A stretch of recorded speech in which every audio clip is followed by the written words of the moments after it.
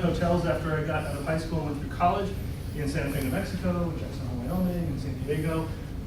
And when I was in San Diego, I got to meet some people that worked at SeaWorld in San Diego, and they convinced me to come over and start working there. And so I started in 1990 at SeaWorld San Diego in the culinary warehouse department. That's what I did, was I ran the culinary warehouse, which is food service warehouse. So I checked in lists and checked out lists. That's what I did. Worked in human resources and worked in park operations. And then in 1993, got a chance to move because we were owned by Anheuser-Busch.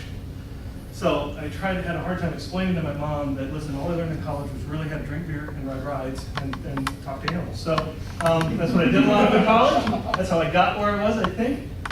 Worked there for, what do I have up there, 11 years for the beer company, but I ran a lot of the entertainment side of the beer company. So Clydesdales and Grant's Farm, which is the Bush family ancestral home, and brewery tours and those types of things. So that's how I worked with Anheuser-Busch. So some of the younger day pictures of me there. Actually, this little guy over here was 4 years old at the time. He's my son, who is now 21, has spent a year and a half here at Texas A&M. He's taking a little break right at the moment, but he's going to come back in the RPTS program, so he's excited about coming back in August. So with that, in this job, you get to do a lot of things. Most of your time is spent working alongside employees in every job. I have cleaned toilets at 3 o'clock in the morning. I've driven the truck to clean the parking lot. Worked in most of our restaurants and all kinds of things. Stood atop roller coasters, which is what that is. And you make a lot of friends. And we have 3,000 people working in the park. And I know most of them by first name, or they have a name tag, which helps me cheat sometimes. So I also get to do a lot of fun things. Perform in shows. So I've actually performed in the ski show. That's a lot of what's done here. But I've actually performed in every show and try to every year. You usually won't see me. The guests don't know who I am.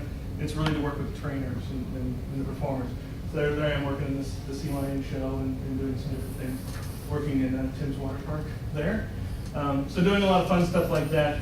Working with our other team members, our four-legged and other furry animals, furry team members that we have, taking care of them.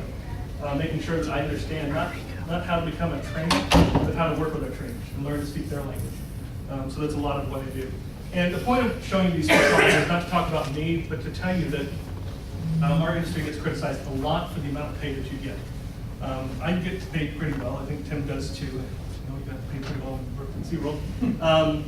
But we get criticized a lot for the amount of pay you get. The point of this is we live very, very rich lives. We get to do things that nobody else gets to do. I get to bring my family to do these experiences. My 4-year-old back then, my 15-year-old daughter that I have now. And so this is also where you get to meet fun people. So this is Tim and I and some of our experiences together. We've been at each other's weddings. We've opened attractions. We do Halloween just about every year. So this right here's Tim. That's the other day with dreadlocks. So a lot of fun things. So we've had a lot of experiences together. This is when we were opening Sesame Bay of Play over here. Tim was the mailman. That was dress rehearsal. I was the mayor. So I wasn't in my costume, but Tim was in his. I was already in character there. You were in character, yeah. So a lot of fun. So we've had a lot of experiences together. With that, I started at SeaWorld San Antonio. Started with SeaWorld Parks and Entertainment in 2002 in our corporate offices. I was the executive assistant to the president, which means I traveled to all of our parks all the time, and I was also director of park operations for all of our parks. Park operations is basically guest arrival, so toll booths and ticket booths and turnstiles and those types of things. Security, safety, rides, shows, and when I say shows, I mean managing the stadium, not the actual show itself. Entertainment handles that. And so we did that, and these are some of my 3 favorite pictures. This was at the New York Stock Exchange when we became a public company. That was our CEO and myself standing next to him. It was pretty exciting, standing over the floor and ringing the bell and all that stuff. I won the Tall in Texas Award, which was a big deal for me for TTIA, and Jim and I are both on the board of TTIA together, and so I was honored with that award. And these are all of our trainers, and hanging out with our team members is probably the most fun thing to do. This is when we were announcing the Blue World Project, which I'll talk about in a little bit. Can I interrupt you, Dan? Yes.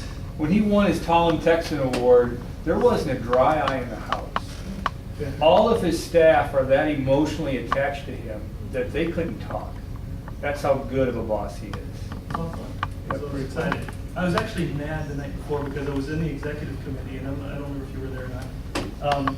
And what we decided in the executive committee is we decided to take a year off from the Tall in Texas Award because we couldn't find anybody to nominate for it. I was so mad because we have so many great people in our industry. I wasn't mad that I wasn't getting it, Obviously, I was getting it because they just didn't tell me because it was in the meeting, but I'm so frustrated because the amount of great people that we have working in our industry is fantastic. So I was pretty upset that day before. So that's me. That's how I've gotten to where I am.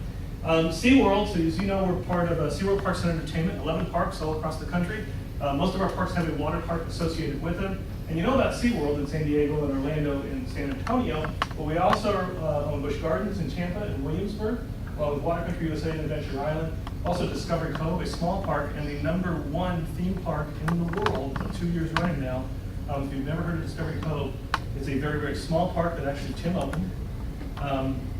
It's a resort park. They only allow 1,000 people in. You swim with the dolphins. It's resort beach all the way through. It's all inclusive. The food, wine, beer, drinks, everything that's in there is all inclusive. Lazy snorkeling river, Grand Reef that you can snorkel through. You can actually do underwater diving. We call it scuba, not scuba there. So this was the one park that bucked the system in that it's $289 to give into this park for one person. It sells out just about every day. Different model than any other theme park, and nobody's been able to replicate it in the last 12 years. So not Disney, not Universal, or anything else. So, and then Sesame Place up in Langhorne, Pennsylvania, we have a partnership with Sesame Workshop, which is also an educational institution. We are educational, so are they. And so it's different, a little different working with monsters. We have monsters in the park sometimes, Elmo and Cookie Monster and all those guys, which is a lot of fun. So with that, this is kind of what you know SeaWorld as, the big arches and the entry sign and all of our marketing with our killer whales. You know about our thrilling rides. We've got the Steel Eel, which is still, I think, the top 50 coaster in the country. The far one up there, the yellow one. Great White, which is probably the most aggressive coaster in our company, just because it's in a tight-knit area. Journey to Atlantis, which we opened back in 2007. Our shows, Azul, One Ocean, and Canberra Row Caper, which actually closed last year. We're getting ready to open on May 18th. Sea Lion High, so that's a new show that's coming to us.